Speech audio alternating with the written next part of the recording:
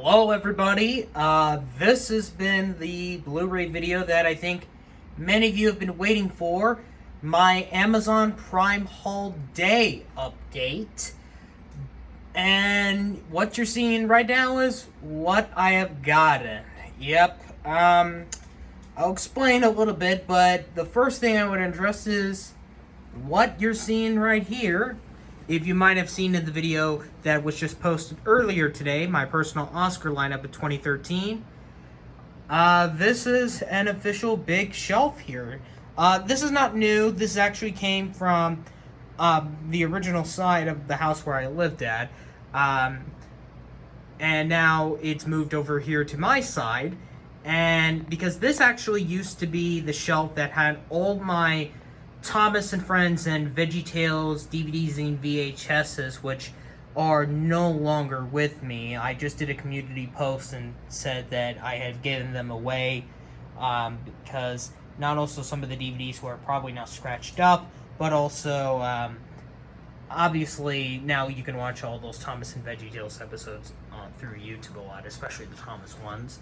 But I have decided to relocate all the shelves, the two shelves that I had for the Criterion ones, which are up here, and all the regular ones that are actually right over here in this corner, where still the shelf where all my Uno and Cards Against Humanity cards are. They are now back in the other side of the house, and now this shelf is now moved over here. All my Criterion ones are now up here. All the regular ones are now below here with the TV extras and also box sets as well. As you can see, this is getting a little bit big, but it's better to have a lot of shelves like this.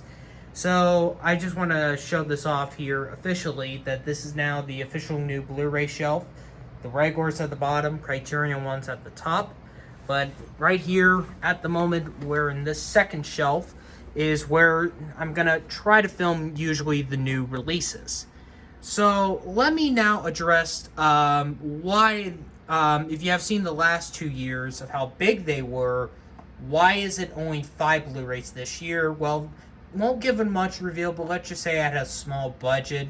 A lot of obligation monies that have to be paid for bills, because nowadays, with this increasing economy in the country, it's just something I'm not really a fan of high prices. So, yeah, and now with the potential, with the WJ and SAG-AFTRA strike, I would not be surprised if Blu-rays and like movie tickets or still DVDs are now expensive in stores like Target or Walmart for Blu-rays, or even on Amazon Prime, Amazon specifically, that they're kind of expensive because of the strike, because they might not get a lot of new movies. Although there's still going to be some, but it's just like they might increase because of the strike that is going on. So do support all the members of Writers Guild and Screen Actors Guild, and screw all executives and business people, even their leaders.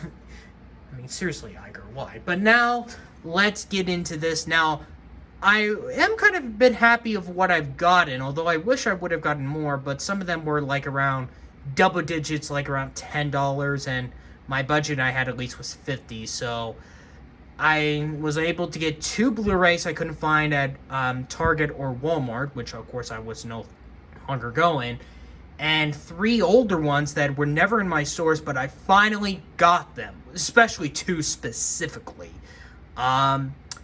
So, that's basically it, and I just also want to address something else here before I begin, before we finally discuss about these 5 movies, is that, now in terms of physical places, I can only get them at Target, and other than used ones for Elite Games, because it was just revealed that Books A Million at my local mall is closing right at the end of the Little League World Series, so like right on the day of the World Championship.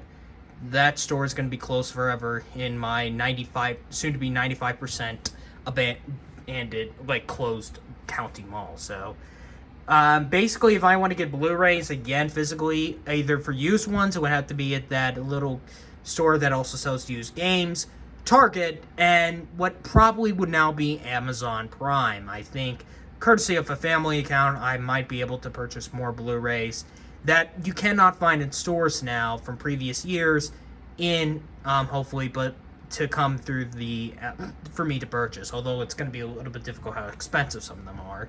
I mean, yeah, nowadays Blu-rays are ridiculously overpriced, unless if there's, like, massive bonus features like Avatar: The Way of Water or something like that. But now let's finally get into this, and I want to start this up with the two recent films, and those are The Batman and Women Talking. I was planning to grab them, but I think it's better to actually just move them here in the center to make things easier. I had been trying to look for these movies, these two movies specifically. You will be seeing them when I ever get to it. I'm sorry the reflection is going through this, but that's just a window reflecting the case. But you will see these two in my personal Oscar lineup of 2022 somewhere. Now, as many of you know, I'm not a really big superhero buff. And The Batman was actually one of my two bonus films for my Oscar movie marathon this year, the other one being Babylon. And ironically enough, I actually watched The Batman for the first time on HBO Max, now Max, on Easter. I actually watched this movie on Easter Sunday, so that was kind of interesting.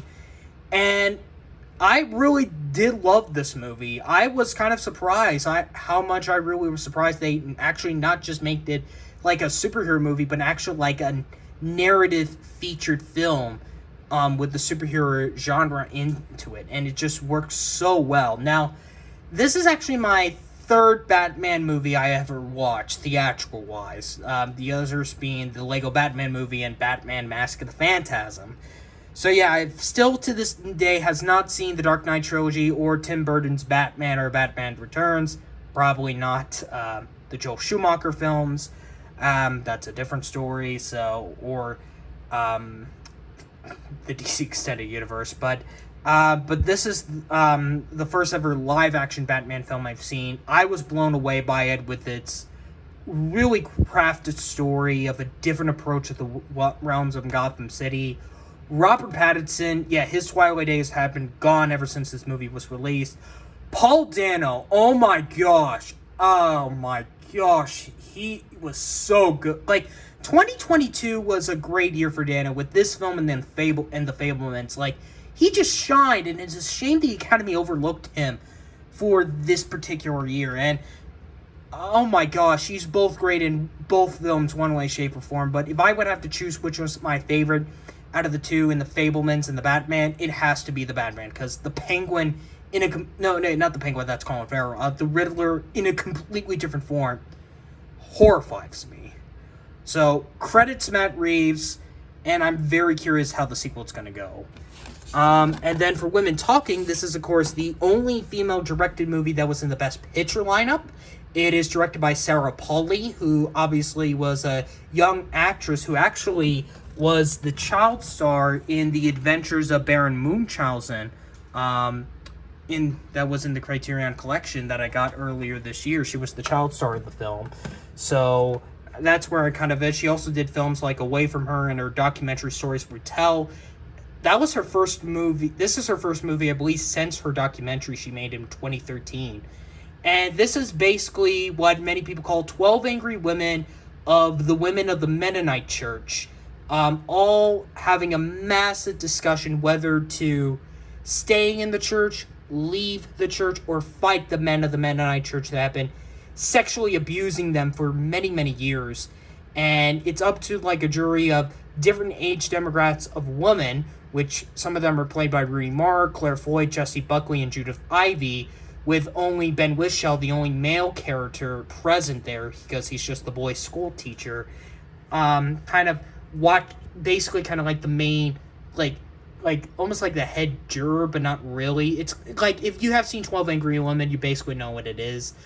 If you have seen my original Oscar predictions throughout most of August through November, I thought this was going to be the picture frontrunner, because some people think because with the recent trend of female-directed movies winning Best Picture in the director category, it would make sense with this, especially since you have Dee Gardner, Germany Kleiner, and Frances McDormand producing this movie, which is why it says from the producers of Moonlight, which are, of course, Gardner and Kleiner, and Nomadland with McDormand, who is barely in the movie, by the way, so I don't know why she's credited there and why Ben Wishaw's not in front of the cover. So, but this was a very surprise. I know some people were very mixed on the lighting color aspect in the movie, which was kind of surprising, but it worked so well with the cinematography. The score was really great, and heads up, Women Talking, I think, gave the best script of the year of 2022. Definitely a deserving Oscar win for adapted screenplay. I'm very happy for Paulie, and it makes me curious to see, like, away from her, because I might be considering watching Oscar movies of the 2000s, if I want to think of an idea for a video I want to do in the future, but I'm just kind of not ready yet. But I am very glad that I finally got this. This was at Walmart, but it was a DVD only, so I'm finally glad I got Blu-rays. And not to mention, I was very happy I got these two together. They both came together at the same time. It came with slip clippers, so I'm very happy with this. Next one I'll go with is actually the one I got the last one, is Florence Foster Jenkins from 2016 by Stephen Frears, starring Meryl Streep, Hugh Grant, and Simon Helberg. Yes, Simon Helberg, Howard Wolowitz from The Big Bang Theory actually is in this movie, and that's him right there. This was Hugh Grant's official comeback. This was nominated for 2 Oscars for costume design and Meryl Streep for Best Actress. And this is a biopic about a famous American singer in British territory, I believe, with a famous British named St. Clair Bayfield, and it's about Florence Foster Jenkins, who thinks she's a great singer. If you've seen the movie, who is to be a great singer, but when you see in actuality, she's not. And obviously, there's a massive relationship she has with Grant, who kind of has an affair going on, and you have Helberg as like a piano instructor and stuff like that. And I was really surprised how great this movie is. Although, I would say Streep is the weakest aspect, because it's basically a lot of roles she usually has done in the past. But Hugh Grant definitely should have been nominated. I know he was campaigned for supporting actor, but definitely he should have been nominated for lead actor. A little spoiler alert for my heads up for my personal items of 2016. Only massive downgrade is not the movie itself or anything like that, but it's just how I got the Blu-ray. Now, it wasn't damaged like A Man Called Otto, but it's something similar in the veins of my Blu-rays for Cars 3 and Rango, where there was a big sticker that didn't obviously match with the price tag in the Florence Foster Jenkins Blu-ray. I tried to pull it out, very tough sticker, and it kind of ripped a little bit of the cover a bit, but don't want to damage it a lot, but this is not really my intention. It's just I didn't like the sticker. Very tough stickers, like Scotch stickers, and almost like Scotch tape. So I didn't want to fully damage the slips and put tape around it like I done with my Cars 3 or Rango Blu-ray. So this is the best that I can do. So I just hate when stickers do that. So, but definitely a great movie. But the 2 Blu-rays here, compared to all the 5 that I've been waiting so long to get, and they were not anywhere in my stores during my Blu-ray journey ever since I began in 2020. My 2 number 1 movies of 2018 and 2017, spoiler alert for that personal Oscar lineup videos for those years, The Shape of Water and The Favourite. I'm going to start with The Shape of Water immediately, because this has been something I've been wanting to get in my collection.